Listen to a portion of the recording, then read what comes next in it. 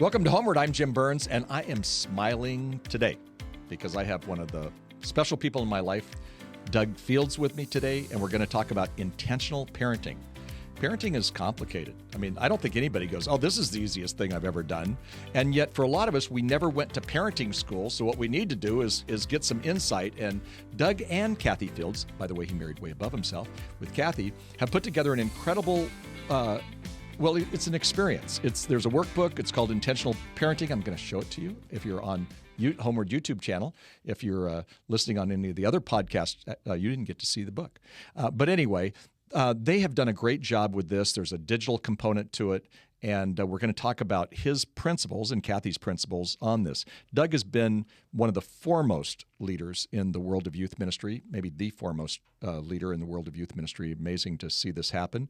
Now he is a marriage and parenting expert. In fact, he's the founder of Download Youth Ministry, but he also once a month speaks at something at Mariners Church called Marriage Matters. Well over 1,000 people come, and his stuff is so good. I remember an experience that I had with him thinking about marriage, although we're talking about parenting today, where the first time he ever spoke on marriage, I was there, and Kathy Fields was on one side and Kathy Burns was on the other. Yeah, we both married Kathys. And I said, this is the best marriage talk I have ever heard. And you know what? What we're going to talk about today is, I think, the best material out on parenting. It's called Intentional Parenting, and it's just so good. Thanks for being with us. Absolutely, Jim. This is fun. You are in your element with a microphone and headphones and asking questions. Yeah, you're like shaped for this. Yeah. Well, I don't like my headphones. If I could just whine. Kelly Fellows, who is my boss here, and he's in the studio, he made me go from like headphones that you don't see, to these things. So. Yeah, no, they're very nice. Yeah, thank you. They look good with my bald head. Yeah, people can see great. it on you are YouTube for channel. people that don't know you well. You are like you're in your sweet spot behind a microphone and asking questions and bring on great guests and it's fun to be a part of this. Well, it's great to have you. As you know, I love and treasure our experience. I'm going to get choked up, and that would be really weird on a podcast. Anyway, you have something in your book with intentional parenting, and you call them actions. And I just love these actions. I've watched the digital many times, actually, and I love that people around the world are using it. In fact, we've got a common friend in Guatemala, and they're using it in the prison. So Doug Fields has been to prison. And I want to jump right into it.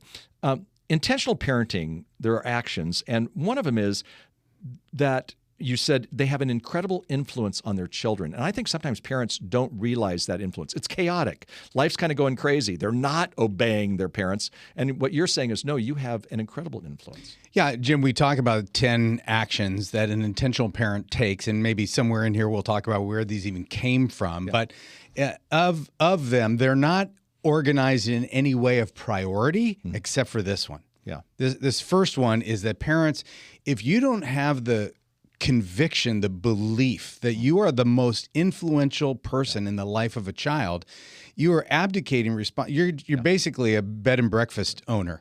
So what I want parents to understand is that all research, secular and Christian, points to the fact that parents are the most influential person in the life of their child. So the strong belief is like, mom and dad, you got to believe this. Like, even though you think your kid's rolling their eyes, or they're not doing what you want them to do, or they're not as compliant as they used to be, or whatever it is, like, you feel like a failure. If you want to feel bad all the time, just be a parent, right? But you've got to flip that switch to say, no matter what, I am the most influential person in the life of this child. And if you don't believe that, we're in trouble. Yeah, that's really interesting. Now, you said something, and I'm going to actually segue to where I was going to go.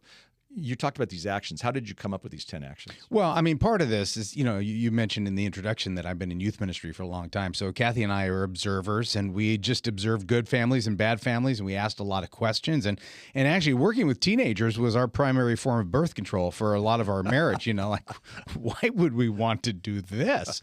And so we just, when Kathy was pregnant, we just started making a list of like, this is what it seems like great parents do. Yeah. And this is what it seems like great kids possess. Now, there's exceptions to everything, but that's where we came up with this list. And then what we really did, which I think is unique, is we began with the end in mind.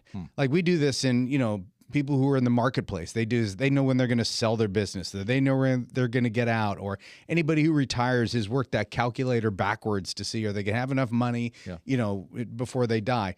Well, we thought, what if we did parenting backwards and said, by the time our kids go away, what is it that we want them to have? We want them to have compassion. We want them to have convictions about their faith. Obviously, we want them to have great character. Everybody in the world does. But you could have great character appearingly like you have great character, but if you don't have those convictions and compassions, when you walk away from parents, when they go away to college, all that character falls apart. So that was where we started. We started with the end in mind, and then we thought maybe if we can keep pushing these actions into our kids, that just maybe that we'd have a better ROI. Yeah, and it goes back to your first action is influence. It's interesting because a lot of us parent by circumstance and chance. We never went to parenting school, and in some ways you're going to take us through parenting school, and then everything is going to be fine by the time it's ended. In a half an hour, you're going to have us all perfect. Yeah, right. But anyway, good input on that. One of the things, and I think it goes along with what you've been saying, is another action is what you call 24/7 role model, that basically our children are observing us as the primary role models.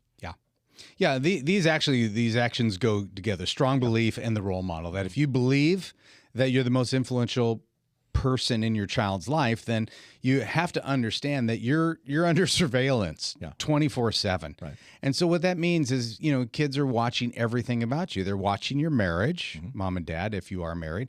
They're watching how you talk about strangers. They're watching how you comment on that homeless person that you just drove by. They're watching how you spend your money, you don't spend your money, how you say, well, why don't you just tell them you're 12 so we get into the They're watching all of that, and they're watching how you live out your faith. And so it's just important for parents to understand that nobody's expecting a parent to be perfect, but in your imperfection, they're also watching how you ask for forgiveness, how you admit fault.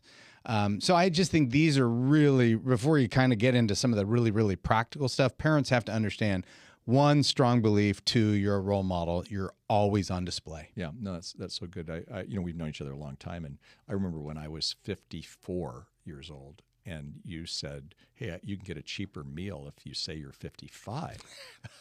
So I wasn't with the kids, but that's right. You didn't. Hey, just tell them you're a senior. You didn't really say that. Actually, I was always happy when I got to do senior discounts. Now I do them anyway.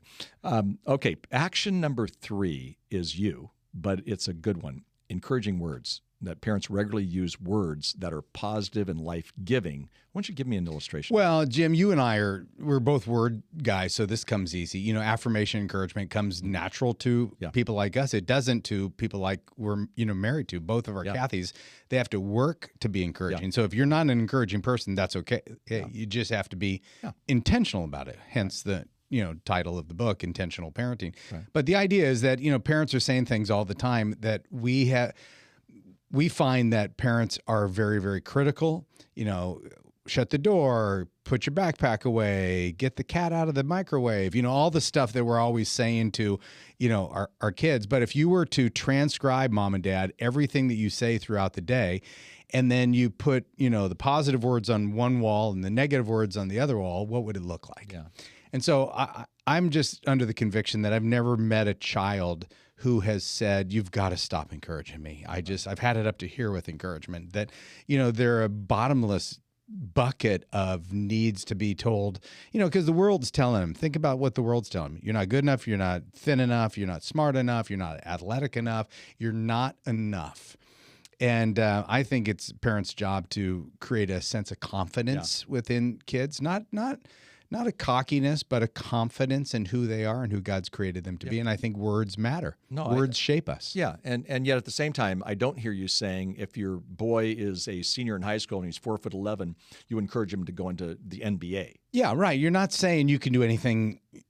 I think what you're just saying is, you look great today. I love watching you play sports. You bring me so much life.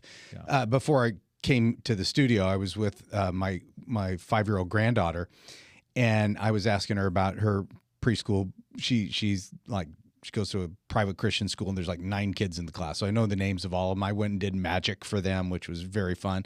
But she's one of the boys that she really likes is this boy named Oscar. And I said, if I was 5, would you like me better than Oscar? Could I be your best friend? And she said yes, which was great. But I told her, I said, Ivy, everybody wants to be your best friend. Yeah. You are just so delightful. Yeah. Now, that was free. It didn't cost me anything. Right. It was life-giving to her. It wasn't negative. I mean, that's one of, we'll do another program on grandparenting some other time. I mean, it's so much easier as a grandparent. But, words matter. Words, parents do this all the time. They'll, Doug, this is my daughter, Tina. She's shy. Yeah. As Tina cowers behind mom's legs because she's heard that modifier, 1,000 times. And or this is my son, Carlos. He's my wild child. Carlos lets out an evil laugh and lights a palm tree on fire. But the point is our kids can be shaped by the words, you're the one that taught me that. I feel like people don't know this, but I met you when I was in junior high and you were 50 or 60. I can't remember at the time. Such a punk. But I had hair back then. I just want you to know. Well, it wasn't much, but you modeled the power of words. Yeah, and it's so key because self-fulfilling prophecies. Yeah, there you go. They use and so poor Carlos is out doing it, but he's kind of doing what his parents say he's doing it. So you have to be careful with that. It's so good. The next one I think kind of goes along with this, and again, intentionality. You're going to see this the whole time as parents. We have to be intentional with this, but to be liberal with affection. Genuine affection is so critical. Yeah. And actually, it's funny because encouragement and affection are probably 2 of my fastballs as a parent. Like I smothered my kids with affection and hugs and wrestling and tackling and, all of the fun kisses and the whole bit. Yeah. So again, that comes easy to me. It doesn't come easy to a lot of people, especially males. There's a lot of men who have a hard time showing affection to their kids. And, you don't have to be a rocket scientist to know the power of touch. Yeah. And so when a baby is born, one of our granddaughters was born as a preemie, even though she lived in the hospital in an incubator for a series of weeks, they would spend hours and hours with her on her mom's chest, and then her dad. I have funny pictures of her dad with his shirt off, but with the baby, being held to him. And so we know that if a child doesn't get affection early on, that they don't turn out very well. Like we just know that medically. Well, and you notice that kids, when they're little, they get a lot of affection, but they get to that awkward age of like 5th or 6th grade. They still need it. They still want it, but they're not coming like, Dad, I need a hug. Right. Some are, but most aren't. And so they get weird during junior high. And that's why I think, get them into wrestling just so they're touched by somebody.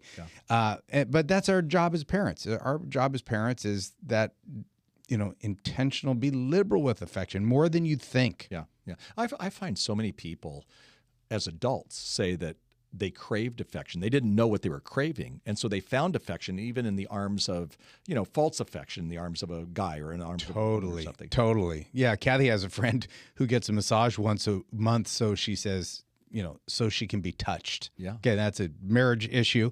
Right. But, also we thrive on affection. I would say to dads, if you have daughters and if those daughters are not getting appropriate male affection from you, they're going to seek it out somewhere else. I mean, we know that, many sexually promiscuous girls lack that male father affection. Right. So, if it doesn't come natural to you, and I understand it may not, that's where you have to be intentional. So, sitting on the couch watching TV, you throw a leg over his leg or her leg, or whatever. If you have to, trip and fall on them, do something so there is some affection. No. Now, if you're listening and you have littles, this is the great thing about it.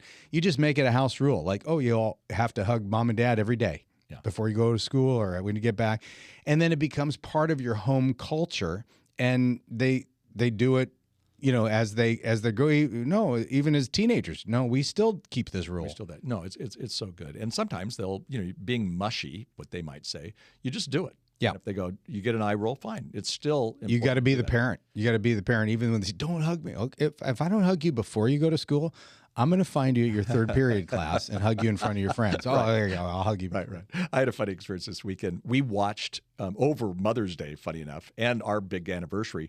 We watched two of our grandkids, and I think they think we're the oldest people in the world. And after having them for a weekend, I think we are. But it was a 7-month-old and a 3.5-year-old, and I love these boys, two boys. And so when they came, I come running up and I get hugs from them. Oh, yeah. And my daughter goes, what am I? She's like, I was making a big deal out of them, and she was like, what am I? And I thought, how interesting that my adult daughter also wants a hug from me. Absolutely. And I said, well, I'm more excited to see them than you. Kind of messing around, but then I gave her a hug. And, I think we do that all of life. The people who do that, some it comes natural, some it doesn't. A lot of times people say, I didn't get hugs from my family, and so we don't hug. And then I say, well, you're going to have to get over it. And so it's back to the intentionality. I want to move on because this one, and you say this so well, you talk about consistent presence is so key. And I've heard you say over and over again, presence matters. Yeah, and the reason Kathy and I put consistent presence in there is because it can't be constant present. There's people who travel, and single moms who are trying to make everything work, but presence sends a message that you matter to me. So I'm glad you brought that up about single moms too. Yeah, and single moms, I mean, they are any single parent is one of my heroes. How they do the parenting thing, but when you make the effort to be at a kid's game or event or whatever it is, you're sending that message that presence matters. And all of these things, Jim, what's interesting is they now I have 35 years of being able to watch my adult children now who are in their 30s, and they're liberal with encouragement. They're liberal with affection. Their presence is their love language. I mean, it really is, when we talk about role modeling, I mean, they're picking it all up, and it's fun. It's fun to see. But presence is, when my youngest was in junior high, she was a basketball player. And I mean, when I say junior high she was on the basketball team. Let's put it that way. She wasn't a player like we know Caitlin Clark is a player. Like the world knows Caitlin Clark. Right. But one of the dads would never come to the games. And I said to this girl, I said, I know your dad. I've seen him. I've met him. How come he doesn't come to any of your basketball games? And she said something that just not only shocked me, but it also turned a knife at the same time. She says, my dad doesn't come to the basketball games because he doesn't like basketball. And I thought, well, first of all, nobody likes girls basketball. That was a long time ago. Now everybody, Caitlin, thank you. Caitlin just changed the WNBA. I'm not sure she's changed 8th grade basketball. No. Well, I mean, people are playing. You're right. Nobody was watching it before, and now it's like huge audience. No, I get it. But I'm like, I don't like going to my daughter's junior high game because the halftime score is 3-2, and you're like, oh, come on, if there's a sport played in hell, this will probably be it is junior high girls basketball. But presence says you matter. Yeah. And I'm going to make and here's the deal, Jim. This is weird. It's like an asterisk to this one. But like my mom was present at my baseball games. Yeah. But she was always talking in the stands. Yeah. And so I actually have strong memories of that, making plays or whatever, and looking to the stands for the validation, and her being not even paying attention. Yeah. And so really there is an issue with children for perceived presence. Yeah. So if a parent is listening like, well, I'm a stay-at-home dad. Well, great, but you may be a stay-at-home dad, but are you do your kids think that you are available to them? I will talk to kids periodically, and they'll say, my parents are in the room, but they're on their screens. Oh yeah, and so they're not present. And what you're saying is, no, presence matters. Jesus said, "Let the little children come." And when he said that, he was being present to children. That was really odd 2,000 years ago for a rabbi to say that. Maybe one of the more radical things Jesus did in terms of allowing children to come, but he understood presence matters. Yeah, he did life. He did with his disciples those 3 years. He was with those people. That makes a difference. It's so good. One other one, and then I want to take a quick break. But you talk about intentional parents create a shelter from the storm. Yeah, Kathy and I refer to this as a peaceful home. It doesn't have to be a perfect home. Yeah. Okay, it doesn't even have to be a clean home. Yeah. It just needs to be a peaceful home. Because I think when kids are out of the house, Yeah. all day long they're at a battle. They're at a battle for their esteem. They're at a battle for recognition. They're at a battle from being bullied. They're at a battle with words. I mean, they're battled all the time. And that's why, we had this vision that when our kids came in the house, it was almost like we wanted them to be running through the door, shut the door, drop their stuff, and be like, I'm home. And that never happened. Like, we never visually saw that, but we did try to create a peaceful home. Now, a peaceful home means a bunch of different things. It means that you care deeply about your marriage if you're married, because a good marriage creates peace in the home. Like, a kid feels like, okay, my mom and dad, they're dating. They like each other. They may have tension, but they resolve it peacefully or whatever. Like, peaceful home could, I just don't like, I'm thinking about my own daughter's house, which is always messy. That's okay. That's okay. There's going to be a season for that. And some homes are creating so much tension within the home just to try to keep it tidy that it's not a peaceful home. Yeah. When they become teenagers, they're going to be at somebody's house. Like, we just know that. They don't always go to restaurants or movies. They go to people's homes. And if you have a peaceful home, your child will feel safe bringing their friends there. Yeah. And so I'd rather them be in our house than in somebody else's house, because then we know what's going on. So, Kathy and I bought a used refrigerator for like $100. We put it in the garage. We filled it with the worst food possible, but it was always filled with hamburgers and hot dogs. And we just told our kids, you can always invite your friends over. Yeah. Always, and there'll be food. Like, you got to work at making it a peaceful home, because home can be stressful sometimes. Yeah, no, and having kids, you have little kids, it's chaotic. You have teenagers, they're going through experimental phases. They're not as, so what I hear you saying is these are the traits that help kids, grow and become responsible adults one day. But they're not the trait, they don't come natural. As a parent, you're working on. And if we can do anything within our power, now we realize this is not 10 actions that are going to guarantee. Yeah, right. I just think they're actions that increase the odds. Yeah. Well, we're going to take a quick break. We'll be right back. What's interesting is I know Doug and Kathy very well, and I've often said to them, they have 3 of the finest kids in the universe. I think my kids are very great too. But, I remember when Cody, their son, was like 13, I was speaking at Saddleback Church where he was working, and the way he greeted me and treated me so special. And I thought, that's been coached. That doesn't come natural for a 13-year-old. And it wasn't, I doubt if you said, okay, go over there and do this. But, there's a little bit of that. It's intentionality we're talking about. So again, we're talking about the book, Intentional Parenting, 10 Ways to Be an Exceptional Parent in a Quick Fix World. And it's not always a quick fix that happens with the parents. So anyway, we're talking to Doug Fields. And so good to have him. When we come back, we're going to talk about discipline and responsibility and building positive memories as well. We'll be right back. Hey, I'm Kelly Fellows. Did you know that HomeWord also has resources for parents and married couples?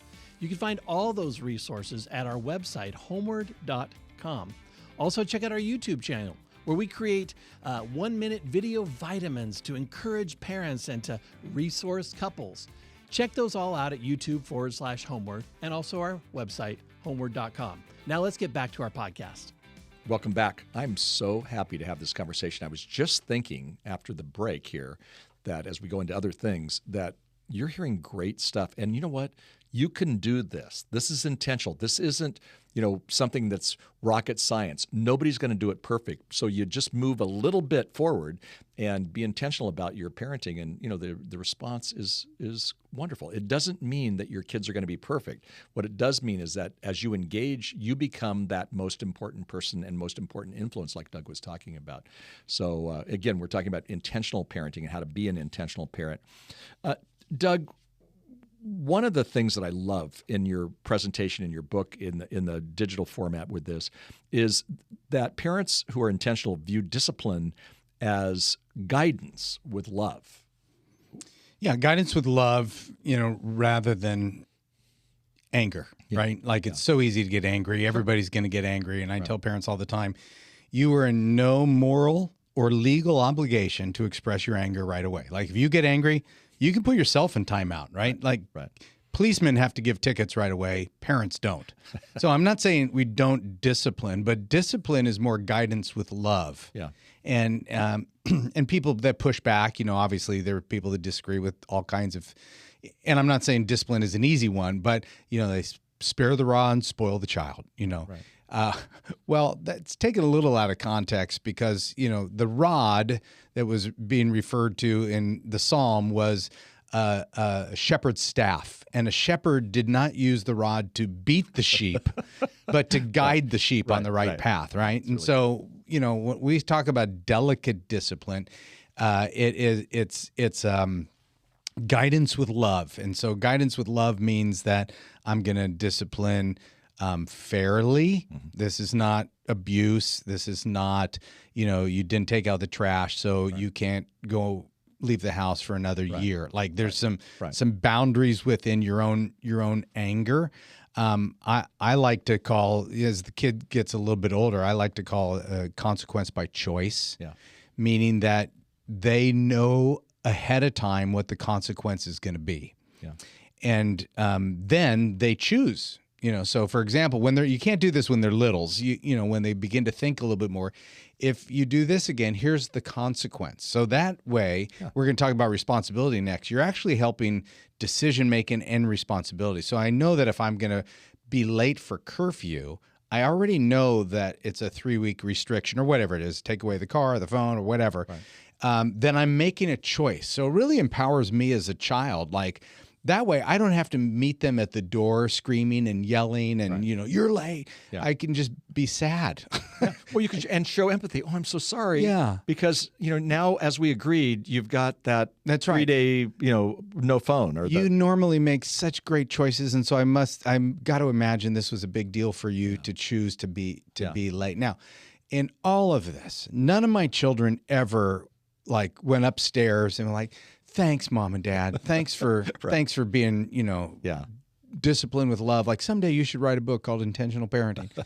But if you play the counting game, when they're little and don't let me get to 3, 1, 2, 3. Oh, maybe you didn't hear. When you start doing that and it edges later and older and they get older, they just learn that, Mom and Dad aren't going to keep their word. Yeah, right. So they can threaten me all the time. What I don't like in discipline, Jim, especially when kids are given phones, is to surprise consequences. Like a parent gets mad, like, you've just lost your phone for a month. And then it totally deflates the kid because they didn't even know that was, a possibility. So as they get a little older, I really like this concept of discipline by choice. Yeah, no, I like it. And I like the term that you use, delicate discipline. You can be more delicate. And you do that by actually, you're still disciplining them. There are consequences. It's training them to be responsible adults when there's, they're learning the consequences. Anger is such a issue in parenting. And really, there's no empirical evidence that says anger works in parenting or in most relationships, but definitely not in parenting. And the more angry you are, the more counterproductive it is because it produces anger in the child. No, you're right. And anger is a secondary emotion. So you got to look at your own self and say, so why am I angry? What else is going on? It's usually not the act that the child was doing. It's something else going on. Yeah. I was on another podcast and I was telling a story of a guy who was telling me that he had caught his son doing something bad on the computer. And so he took the computer and he broke it in half. And I said, how'd that work? He goes, well, 2 things. One is I was really upset that I just broke a $2,000 computer. And then he said, and secondly, I was way too angry because I said, you're never going to be on a computer again. And then he needed a computer. Yeah, exactly. Well, and what it does is creates fear in children. It creates shame in them as well. Right. So when a parent takes a little time to cool off, I actually learned this from my dad. Now, we're going way back when, spanking was a bigger deal. Belts, my dad would snap a belt. Yeah. We had a hose, that you'd be spanked with. And my dad would say, when he'd be mad, go get me something to hit you with, which just pause. Okay. Like this was like in the 60s and the 70s when that was like common language. But what I learned is the longer I took to go get something, the better my dad was when I got back. So, when you brought the feather. That's right. When I returned with the pillow 3 days later, it was much more gentle. Right. No, but we really do have to be careful on that. And when you're talking about discipline, you use the word responsibility, and that's actually the next part. That really one of the major things we want to do in intentional parenting is help them to be active about responsibility. Yeah. How does that work? Well, Kathy and I call this activate responsibility. The kids are not Good. born with a sense of responsibility. That if people are saying, like, why are today's kids so irresponsible? Well, because you didn't teach them responsibility, because it's taught. So, primarily the easiest win here is chores. Chores teach responsibility. Yeah. They teach there's a work ethic connected to it. There's an accountability connected to it. And I would say parents, give age-appropriate chores as soon as you can. I also think parents, they can't solve all the problems for them. And so, we have a generation of what's been termed helicopter parents or, the lawnmower parents or whatever they are, that they're just always, they don't want their kids to have any pain in their life. And so, if little Johnny's school calls and says Johnny forgot his lunch, mom or dad races it over there, because mom or dad says, I don't want little Johnny to starve. And it's not just starve, it's starve to what? To death, right? Yes. And I would say to Johnny's mom and dad, I've done a lot of research on this, and you don't starve to death for 60 or 70 days. So little Johnny missing a meal and might come home hungry and realize, oh, wait, mom and dad paid for the food. Mom and dad even made the food. Mom and dad even put it in a lunchbox that they purchased and set it by the door. All I have to do is pick it up and go, but then mom or dad saved the day by taking it to them. Don't solve other problems. Let them experience a little bit of that pain, and that will activate responsibility. Now, here's what responsibility does. It actually gives kids a sense of identity, that I have power over my choices, that, other people's choices don't always control me, that I have power over my choices to be responsible. Yeah. No, it's so good. We don't have much time left, so I want to put two actions together. Great. And these are two of my favorite actions that you wrote about. Positive memories, and the last one I love, have serious fun. Yeah, Sure. fun. Well, positive memories, the idea is that your kids are going to have memories of growing up in your family. And the job of a parent is to create more good memories than bad ones. They're going to have bad memories no matter what you do. Even if you're you think you're the perfect parent, they're going to have bad memories. So we want to create positive memories. So that could mean something as simple as, on birthdays, we do this. On the last day of school, we do this. On the first day of school, we do this. Parents, become intentional. Put things on Flag Day. Dad wakes them up just wearing a flag, nothing else, just a flag, whatever. That may send them to therapy. Yeah, but my kids would have needed therapy for that. But that's the idea, is creating, being intentional about creating camping, vacations, the whole bit. We took our kids to Hawaii, and the only thing my son remembered most about that is lighting fireworks off in the parking lot of a Walmart, because we can't light fireworks where we live in Southern California. And I thought, I could have saved a lot of money, and we could have just driven to Fresno or someplace and lit fireworks off. But so you create memories, and then fun is just, I just believe that we have so much to be joyful about and grateful for and thankful for. And that if we don't incorporate some element of fun, I will say to you, mom and dad, that if you are not fun, if your house is not fun, they will go to a house that is fun. Yeah. So now you don't need to be a stand-up comic. You just need to be, I think, lighthearted, jovial. Yeah. It could be something as simple as, watching America's Funniest Videos, which is still on. It's been on for decades, watching it together as a family when they're little and you laughing together. Yeah, no, that's so key. Oh, these all 10 of these actions are so key, so critical, but we can do them. They're not actions that are impossible. Some people may say, well, my husband's, right, whatever. Well, then you do it yourself. And we're not only giving 1 or 2 actions, right? We're giving 10. So if you took these 10 and just put them on your bathroom mirror, set it by your toilet where you're looking at it every day, you're like, okay, I haven't been positive, I'm going to be positive today, or I'm going to be more affectionate today. Keep them in front of you. Again, you're parenting with the end in mind. Yeah. What do you want him or her to look like when they graduate? You want them to have character and compassion and conviction and confidence. Have an end game and then parent toward that end game. So good. Doug, thank you. Thank you Absolutely. for writing this. Thank you for what you do. Thank you for who you are.